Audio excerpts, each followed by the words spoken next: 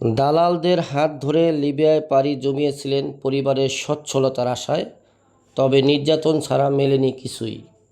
আর সেই নির্যাতনের দৃশ্য পাঠিয়ে দেওয়া হচ্ছে স্বজনদের কাছে।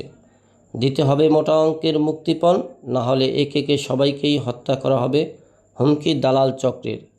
এমনই ঘটনার শিকার মাদারীপুরের 22 যুবক।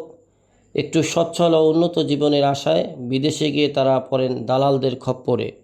পরে নির্দিষ্ট অঙ্কের টাকা দিয়ে লিবিয়ায় তাদের তুলে দেওয়া হয় সংঘবদ্ধ মাফিয়াদের হাতে। এরপরেই শুরু হয় ব্ল্যাকমেইল। মাদারীপুরের রাজৌর উপজেলার নয়াকান্দি বাজিতপুরের নির্মল হালদারের ছেলে শাওন হালদার, মোল্লাদি বাজিতপুরের আলম হাওলাদারের ছেলে বাবুল হাওলাদার, মাতচর গ্রামের আবুল ফকিরের ছেলে ইকবাল ফকির, নয়াকান্দির রব বয়াতির ছেলে সোরহাব বয়াতি, মোস্তাফাপুর চুয়াত্তরপাড়া গ্রামের সিদাম মালোর ছেলে সত্যম আলো, গোপালগঞ্জের চামটার ইস্কান্দার শেখের ছেলে শাহাদাত শেখ, মোস্তাফুরের আয়ুব ব্যাপারীর ছেলে শিপন ব্যাপারী, একই গ্রামের কলফেজ ব্যাপারীর ছেলে রিমন ব্যাপারী, মাতচর গ্রামের মুসলিম তালুকদারের ছেলে আব্দুল তালুকদার সহ আরও অনেকেই এখন দালালদের হাতে জিম্মি। রাজৌর উপজেলার দালাল কামরুল ইতালি নেওয়ার উদ্দেশ্যে প্রথমে সবার থেকে 14 লাখ করে টাকা নিয়ে লিবিয়ায় নিয়ে যান। লিবিয়ায় অবস্থানরত কুমিল্লার দালাল এরশাদের হাতে তুলে দেন। এরশাদ আবার নড়াইলের দালাল রানা, যিনি বর্তমানে লিবিয়ার মাফিয়া, তার হাতে তুলে দেন। এভাবে পরপর 3 বার তারা হাত বদল করেন। ভিডিও বার্তায় 18 লাখ করে মুক্তিপণ দাবি করেন মাফিয়া। এজন্য বেঁধে দেওয়া হয়েছে সময়। সর্বস্ব বিক্রি করে ছেলেদের বিদেশে পাঠিয়েছে স্বজনরা। 18 লাখ টাকা দিলেই ছেলেদের মুক্তি দেবে মাফিয়ারা।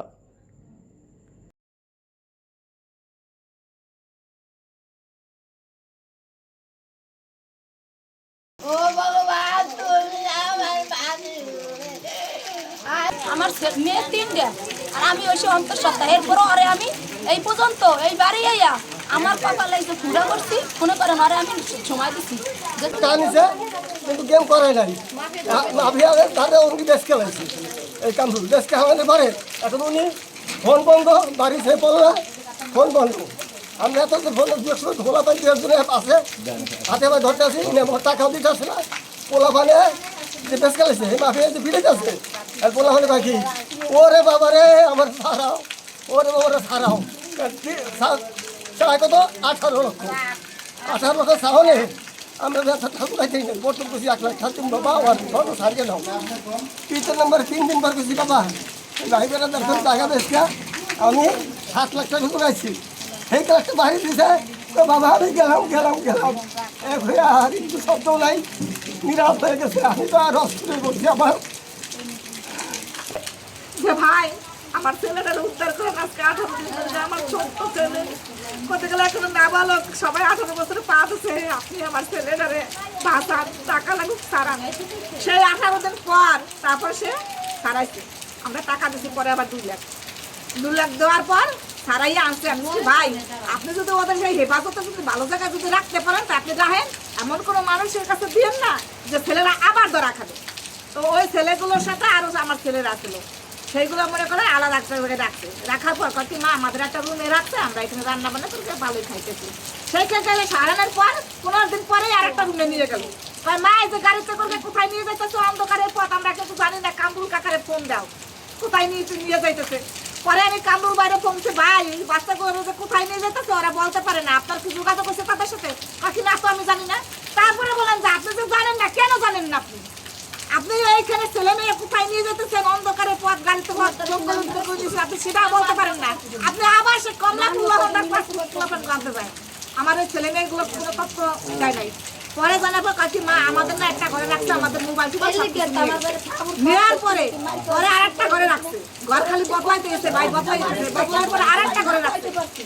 রাখার পর সেইখানে লোক বলছে কয়জন মা আমরা এখানে আছি 15 জন। আরো কালো গরু আছে ওদের রাখছে আলাদা করে, সব একত্র করবে।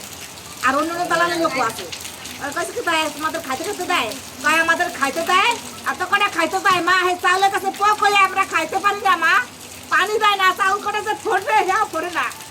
আমরা কিভাবে আছি? আমাদের পুরুষাঙ্গ পর্যন্ত ঘা হয়ে গেছে। আমি বললাম ভাই সেই বাচ্চাদের পুরুষাঙ্গ ঘা হয়েছে, প্রস্রাব করতে পারে না ভাই, প্রস্রাব করতে পারে না, খাওয়া প্রস্রাব করতে পারে না। কামরুল ভাই বলছি ভাই এই বাচ্চা প্রস্রাব করতে বাচ্চাটা রেখে এত বাচ্চারা কেন কষ্ট করে? এখন বলে কি তা আমি ওষুধ পাঠিয়ে দিতে আছি। এখন বলছে কি তাই ওষুধ তো পাঠিয়ে দিতেছেন, এই কথা বলছো আপনার তো ওষুধ যায় নাই। না যাওয়ার কারণে আবার ফোন দিচ্ছি, ভাই এখনো পর্যন্ত ওষুধ যায় না, আর বাচ্চাদের গ্যাসও নাই যে ওদের রান্না খাবে। এখন আমার দুধ পানিও নাই, গ্যাস নাই, এদিকে প্রস্তাবে জ্বালা পড়া, এদিকে গাল কথাটা খুবলি হয়ে গেছে, প্রস্তাব করতে পারলে কুসুমকে জ্বালা পড়া, পরে আবার কামড়ু বাড়ি বাড়ি, এই অবস্থা। আপনি কোনো ব্যবস্থা শোনেন, কথা কইন না। এই হলো ঘটনা।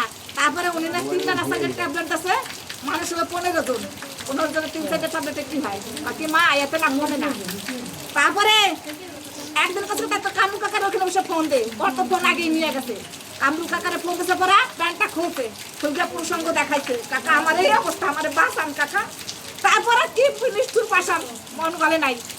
এখন আপনার স্বামীর ভূমিকা কি এই ক্ষেত্রে?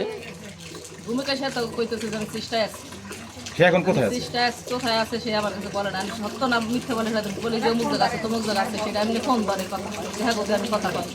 আচ্ছা আচ্ছা, তা সে কি বলতে চায়? এরা যে নির্যাতিত হইতেছে এবং অসুস্থ আরো কয়েকজনের সন্তানরা, এক্ষেত্রে তার আপনার ব্যবস্থা করতে হবে, একটা সময় দিতে হবে, এই জিনিসটা সময় দিতে হবে না, এই কথা। এই তো বেটা একটা সময় মানে না, তা আমি দেব। আচ্ছা, সে তো এখানকার দালাল, ওখানকার দালাল কারা? তাদের নাম বলেন তো আপনি। এরশাদ, তার বাড়ি কোথায়? তার বাড়ি দিতেছি কুমিল্লা। কুমিল্লার এরশাদ হলো ওনার বড় দালাল। আর খালা তো ঈদের পর বলে এই উজ্জ্বল নাম, হ্যার কাছেও টাকা দিচ্ছে। এই টাকাগুলো তো আপনার স্বামীর মাধ্যমে সব দেওয়া হয়েছে। হ্যাঁ, আর হতেছে হাতে হাতে ব্যাংকে ভরাইছে। তার নাম হলো উজ্জ্বল, হ্যার উজ্জ্বল আছে কোথায় এখন? উজ্জ্বল ঈদের ফল বাড়ে বলে ফল না। আমরা এই মুহূর্তে রয়েছি, আমার পিছনে দেখতে পাচ্ছেন যে অনেক মানুষের সমাগম। আমরা রয়েছি রাজের উপজেলার বাজিতপুর ইউনিয়নের দালাল কামরুলের বাড়িতে। এখানে এই কামরুল 23 জন মানুষকে যাদেরকে ইতালি পাঠানোর, ভূমধ্যসাগর হয়ে ইতালি পাঠানোর স্বপ্ন দেখে তাদের কাছ থেকে 4,60,00,000 টাকা নিয়ে তিনি তাদেরকে লিবিয়ার মাফিয়াদের কাছে বিক্রি করে দেন এবং এই 23 জনকে লিবিয়ার মাফিয়ারা তাদের পরিবারের কাছে 20 লাখ, কারো কাছে 18 লাখ এরকমভাবে টাকা দাবি করছেন। এবং তারই পরিপ্রেক্ষিতে তারা যখন এই কামরুলের বাড়িতে যোগাযোগ করার চেষ্টা করছেন, তখন কামরুল বলতেছেন যে তার দ্বারা এত টাকা দিয়ে মাফিয়াদের কাছ থেকে ছাড়ানো সম্ভব না।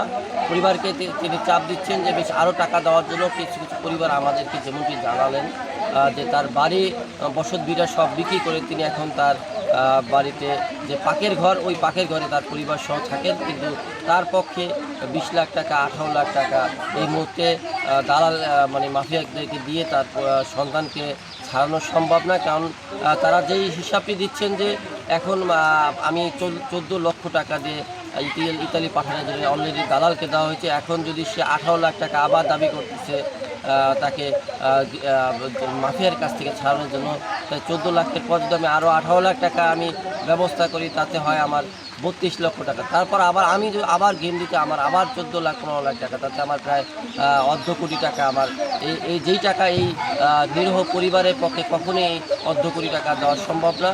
তাই তারা মাননীয় সরকার প্রধানের কাছে আবেদন করছেন এবং আমাদের বৈদেশিক মন্ত্রণালয়ের কাছে তাদের একটাই দাবি যে তাদের সন্তানদেরকে সুস্থতার সহিত ইতালি পৌঁছানো যায় কিনা অথবা বাংলাদেশকে নিয়ে আসা যায় কিনা, এই বিষয়টি তারা বৈদেশিক মন্ত্রণালয়ের দৃষ্টি আকর্ষণ করছেন এবং মাননীয় সরকারের তারা সহযোগিতা চাচ্ছেন। কারণ তাদের কাছে প্রতিনিয়ত তাদের স্বজনরা ফোন দিয়ে কান্নাকাটি করে। এক মহিলার কাছে আমরা জানতে পেরেছি তার সন্তানের মানে নৃশংস তারা চারি উঠিয়ে ফেলেছে, মাথা ফাটিয়ে ফেলেছে, খাবার দিচ্ছে না কয়েকদিন যাবৎ, এবং তাদেরকে শুধু 1 মিনিট কথা বলার জন্য যায় তার স্বজনদের কাছে যে টাকা পাঠাও, শুধু এই কথাটুকু তারা বলতে পারে।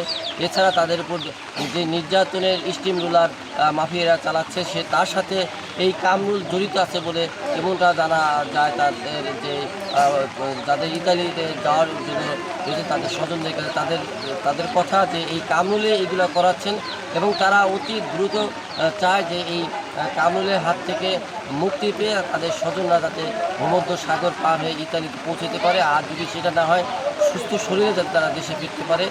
আমি বাজিতপুরে কামরুলের বাড়ির সামনে থেকে সাংবাদিক এস এম ফেরদৌস।